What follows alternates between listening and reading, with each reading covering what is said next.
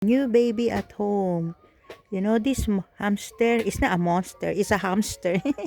It's so cute.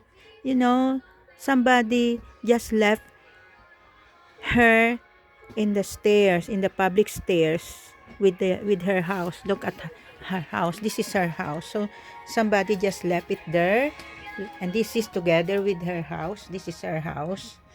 And for 3 days, my son noticed that it's still there for 3 days and nobody get it. So we adopted this baby hamster. Hindi na baby to, ano? How old is this hamster, Mon? How old? You don't. No, we don't know because we just adopted this hamster. So I call her baby hamster because we don't know how old is he.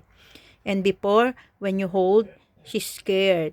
She don't want to be hold. She always hiding in her house. But now, she wants to go back to her house. See, this is the food. But now, she's already friendly. She's not scared when we hold her. And look at her food. This is bought by Raymond. So this is Raymond new baby. Look at that.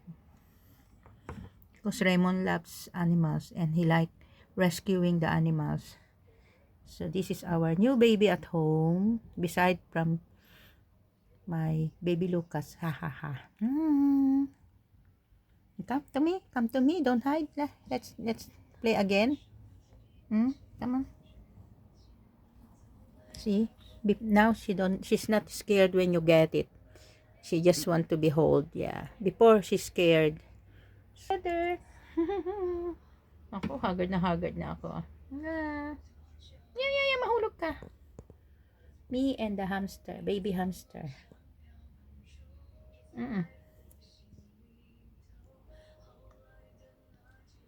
Yan, di kita makakuha ng magandang picture. Ano, dapat may close-up time dalawa.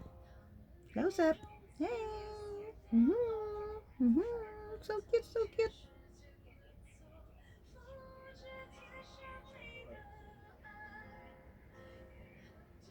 Go down na to your home. O, kaya ito ang aming new baby here. Yeah. More than 1 month na siya dito. Magsarap pisain. Baka pag nakita ni Lucas to, pisain niya. So cute, so cute. So cute, so cute. Oh, go down na. Very warm. Eat na.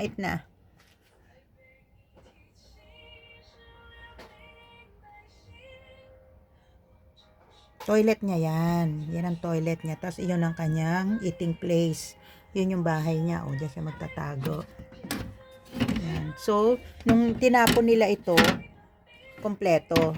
Kasama na yung bahay. Yan. Ganyan. Ito yung bahay niya. Transparent. Iniwan na lang basta nila yan sa hagdan.